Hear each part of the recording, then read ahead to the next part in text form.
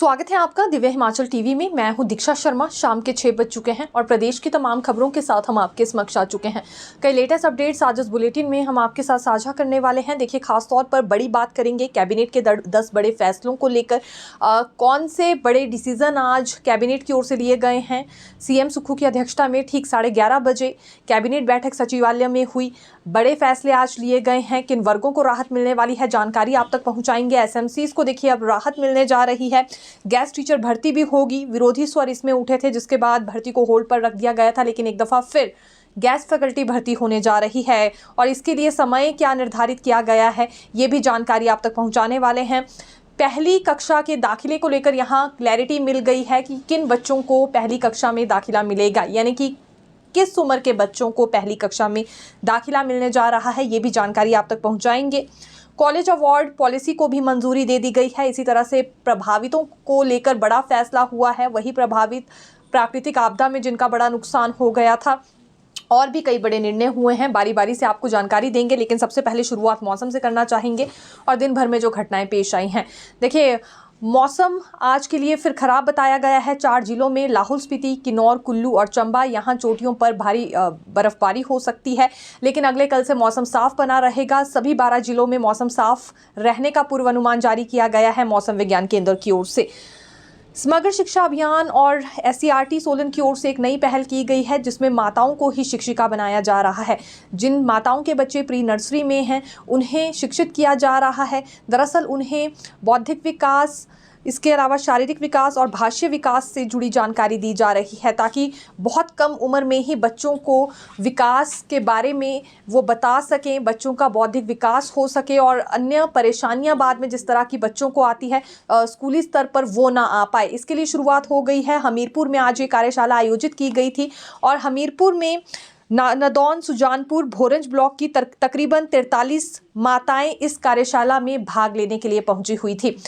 यहाँ कार्यशाला आयोजित करने का मकसद ही ये है कि सबसे पहले माताएं शिक्षित होनी चाहिए, ताकि शुरुआती दौर से ही, यानी कि जैसे ही बच्चा बोलना सीखता है या चलना शुरू कर देता है, उस समय से ही बच्चे का बौद्धिक विकास हो सके, शारीरिक विकास हो सके, और इसके लिए माताओं को सबसे पहले इस बारे में शिक्षित किया जा रहा है।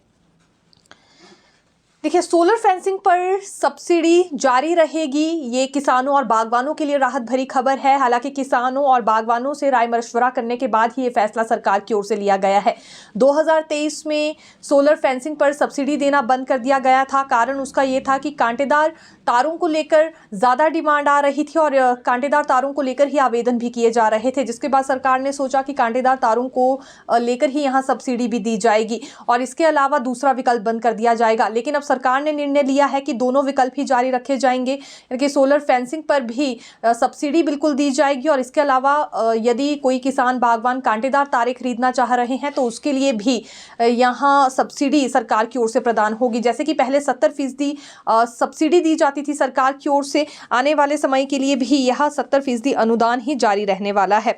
तो ये सिलसिला शुरू हो गया है। इसके लिए आवेदन मांग लिए गए हैं। दोनों विकल्प अब किसानों और बागवानों के लिए खुले रखे गए हैं। अगर कांटेदार तारे नहीं लेना चाहते हैं तो कांटेदार तारों को छोड़कर ये सोलर फेंसिंग के लिए भी यहाँ आवेदन कर सकते हैं और 70% अनुदान इसमें भी सरकार की ओर से दिया जा रहा है। 17 दिसंबर को पेंशनर्स गरजने वाले हैं। उस दिन राष्ट्रीय पेंशनर दिवस है और पेंशनर्स का मानना है कि ये बेहद परेशान हैं। इनके वित्तीय भत्ते अभी तक चुकाए नहीं गए हैं। खास तौर पर ये बिजली बोर्ड के पेंशनर सामने आए हैं, जिन्होंने अपनी ओर से पेंशनर फोरम का गठन कर लिया है। ये धर्मशाला में एकत्रित होने वाले हैं। 17 दिसंबर को भारी तादाद में एकत्रित होंगे और जोरों से अपनी मांग वहां पर रखने वाले हैं। इनका कहना है कई दफा वार्ता हुई, सरकार ने आश्वासन भी दिए, बिजली बोर्ड प्रबंधन ने भी आश्वासन दिए, लेकिन बात आश्वासन तक ही सीमित रह जाती है। अब ये रुकने वाले नहीं हैं।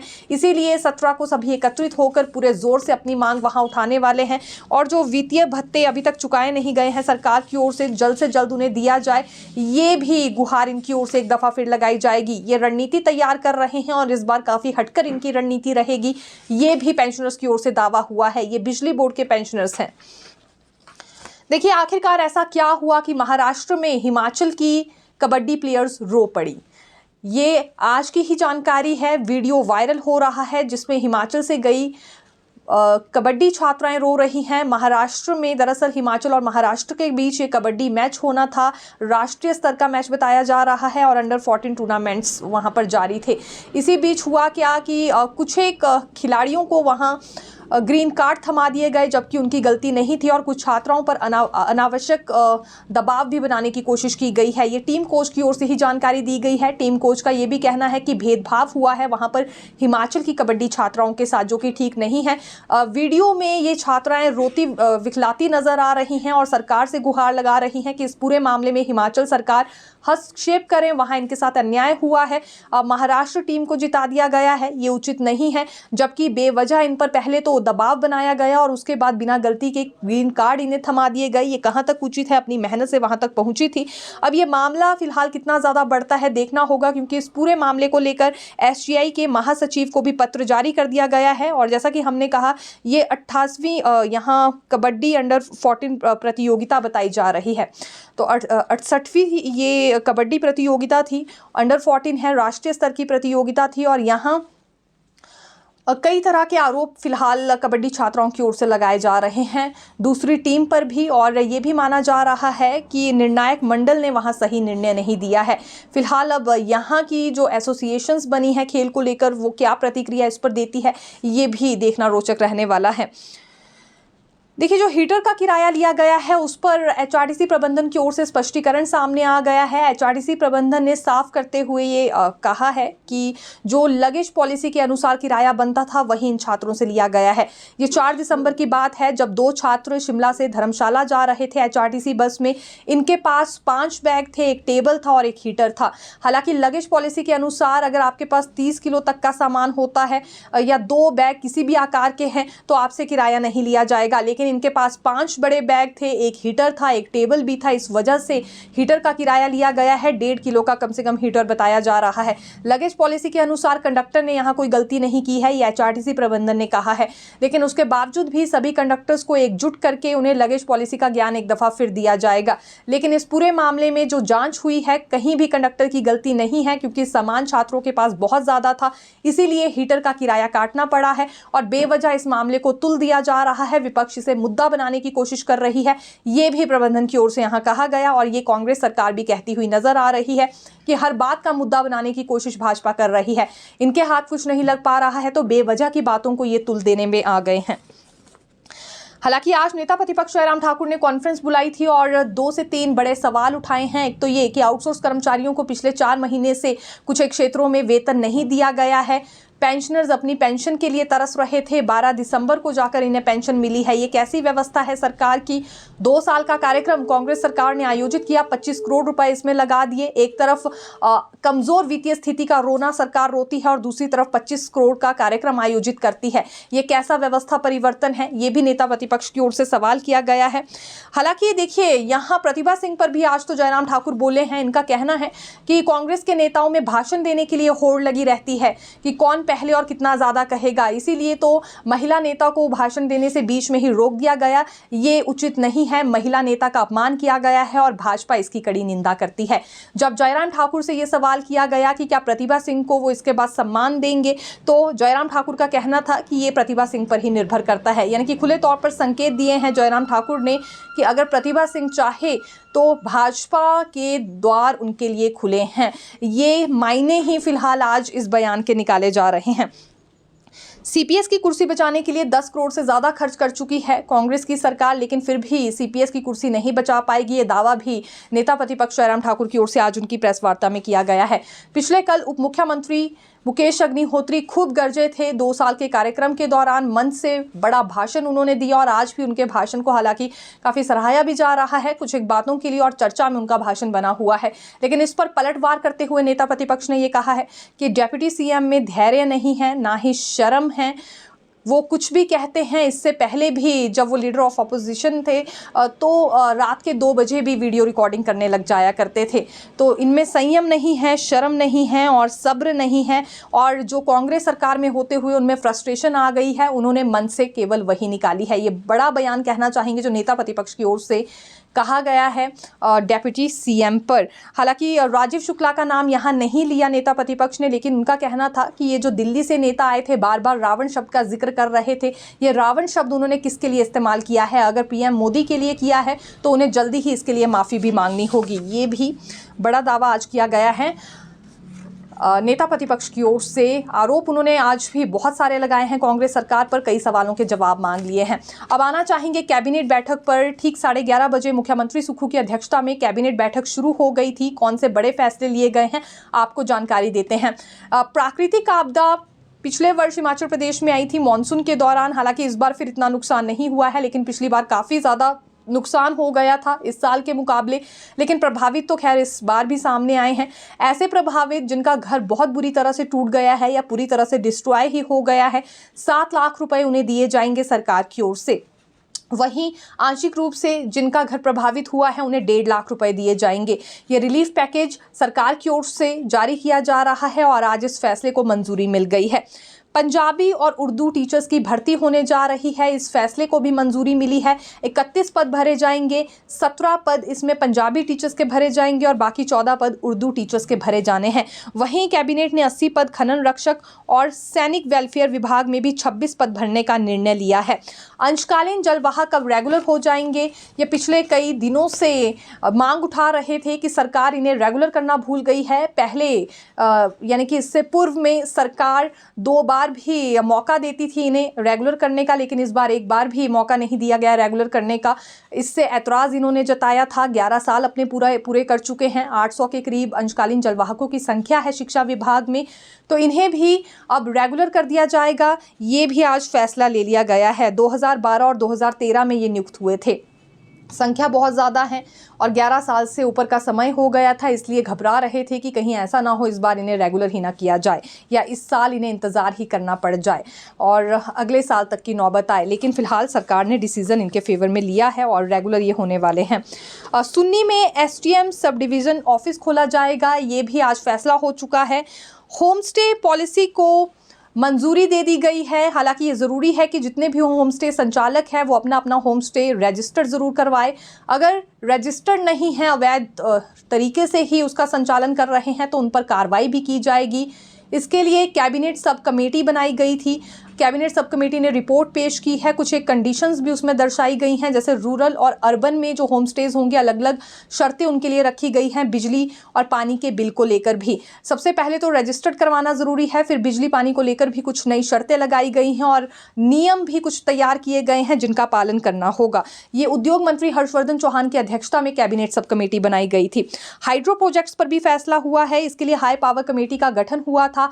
हाई पावर कमेटी ने सुझाव दिया है। फिलहाल इनकी रिकमेंडेशन को एक्सेप्ट कर लिया गया है कैबिनेट की ओर से। इसमें सुझाव ये दिए गए हैं कि कैसे हाइड्रो प्रोजेक्ट से यहाँ रेवेन्यू जनरेट किया जा सकता है। तो रिसोर्स और रेवेन्यू जनरेट करने पर जो विचार या सुझाव रखे गए हैं हाई पावर कमेटी की ओर से, वो एक्सेप्ट कर लिए गए हैं और इस पर अब सरकार आगे बढ़ने जा रही है। लैंड सीलिंग एक्ट पर भी निर्देश जारी हुए हैं।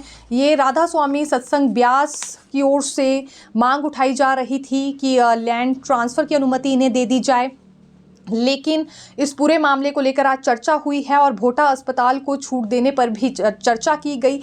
लेकिन पूरे मामले में कुछ त्रुटियां पाई गई हैं, इन त्रुटियों को ठीक किया जाए, ये मुख्यमंत्री ने कहा और अगली कैबिनेट में फिर ये मामला आने वाला है।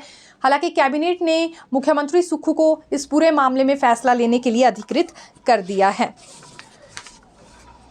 देखिए, कॉलेज अवार्ड पॉलिसी को मंजूरी मिल गई है। अब कॉलेज के शिक्षकों को भी अवार्ड से नवाजा जाएगा जिनकी बेहतरीन परफॉर्मेंस रहेगी, बच्चों को पढ़ाने में और अन्य गतिविधियों में भी जिनकी भागीदारी रहेगी।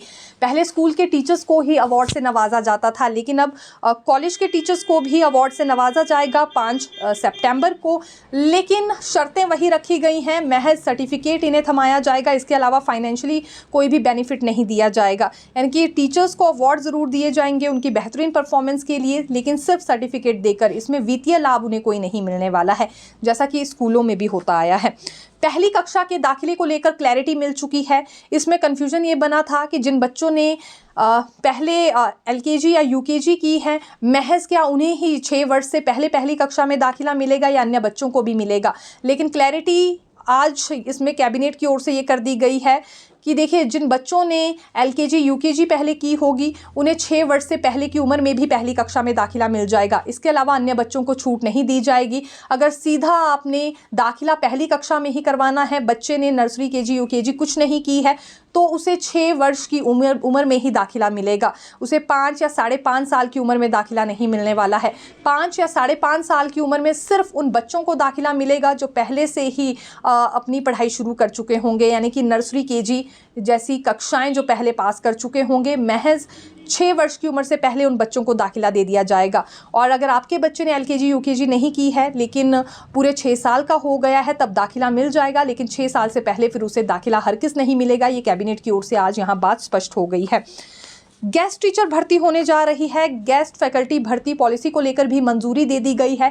ट्राइबल में शिक्षकों की कमी चल रही है। इस कमी को पूरा करने के लिए अब गेस्ट टीचर्स वहां पर रखे जाएंगे। आउटसोर्स आधार पर भर्ती होगी और पीरियड आधार पर ये भर्ती होगी। पीरियड आधार पर कैसे होगी आपको बताते हैं, लेकिन पहले ये क्लियर कर देते हैं कि 2025-26 के सत्र में ये भर्तियां होने जा रही है, यानी कि इस सत्र से ये भर्ती का सिलसिला शुरू नहीं होगा।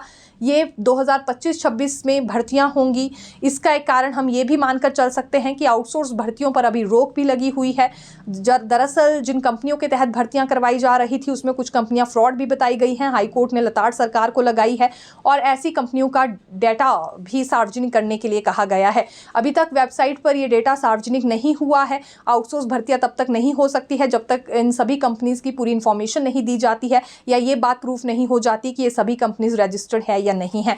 तो अभी फिलहाल ये गेस्ट टीचर भर्ती भी नहीं होने वाली है। 2025-26 के सत्र में होगी, आउटसोर्स आधार पर ही होगी और पीरियड आधार पर होगी। ट्राइबल क्षेत्र में शिक्षकों की कमी को पूरा करना है, इसी मकसद से सरकार ये भर्ती करवाने जा रही है। अब देखिए पीरियड आधार पर इसलिए होगी क्योंकि एक पीरियड के हिसाब से इसमें पैसे मिलेंगे। प्राइमरी में प्रति पीरियड 200 रुपये दिए जाएंगे। अगर मान लीजिए कोई शिक्षक 2 क्लासेस लेता है एक दिन में प्राइमरी सेक्शन में, तो 400 रुपये उसके बनेंगे। तो इसी तरह से प्रति पीरियड के 200 रुपये रखे गए हैं। अपर प्राइमरी में 250 रुपये मिलेंगे, हायर स्कूलों में 400 रुपये और सेकेंडरी स्कूलों में 550 रुपये प्रति पीरियड के हिसाब से टीचर को पैसे दिए जाएंगे। ये भी यहाँ पर जानकारी सामने आई है। SMCs को राहत मिल गई है। देखिए SMCs को LDR कोटे में लाने की बात हुई थी और ये लेक्चरर और DPE इन 2 कैटेगरीज में इन्हें एडजस्ट किया जाएगा, लेकिन दोनों में बैच वाइज भर्ती ही होती है और डायरेक्ट भर्ती में कोई भी कोटा देने का प्रावधान नहीं था। इसीलिए डायरेक्ट रिक्रूटमेंट में 5% कोटा काटकर अब इन्हें दे दिया गया है। इस फैसले को भी हरी झंडी आज कैबिनेट की ओर से दिखा दी गई है। तो SMCs को भी राहत है। कुछ और निर्णय भी हुए हैं, जैसे स्वास्थ्य क्षेत्र में जो पैरामेडिकल स्टाफ हैं, जैसे नर्सिस हैं, मिनिस्ट्रियल या नॉन मिनिस्ट्रियल स्टाफ हैं, इन्हें ऑप्शन दी जाएगी कि ये डायरेक्टरेट ऑफ हेल्थ डिपार्टमेंट में जाना चाहते हैं या मेडिकल एजुकेशन में जाना चाहते हैं।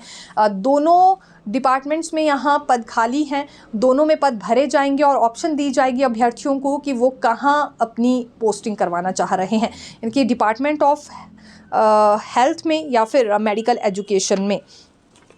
अक्सर ये देखने में आता है कि मेडिकल कॉलेज से निकलकर नियर बाय ही CHC में या अन्य ऑप्शन इन छात्रों की ओर से देख लिए जाते हैं, लेकिन अब हाई लेवल पर मेडिकल सुविधाएं देनी है, इसलिए ज़रूरी है कि ऑप्शन अच्छी दी जाए ऐसे छात्रों को ताकि उनकी सुविधाओं का लाभ भी यहां पर उठाया जा सके। ये उद्योग मंत्री हर्षवर्धन चौहान की ओर से कहा गया है। वहीं डिटेल प्रोजेक्ट रिपोर्ट को मंजूरी मिल गई है। ये 33 kV की लाइन बिछाई जाएगी किलाड़ तक और स्वीकृति इसे भी दी गई है। टेंडर की टाइमिंग शॉर्ट कर दी गई है। बहुत सारे प्रोजेक्ट्स के जब टेंडर्स करवाने होते हैं तो बहुत समय उसमें लग जाता है, लेकिन अब इसके लिए भी एक निर्धारित समय होगा, उसी अवधि में टेंडर्स करने होंगे।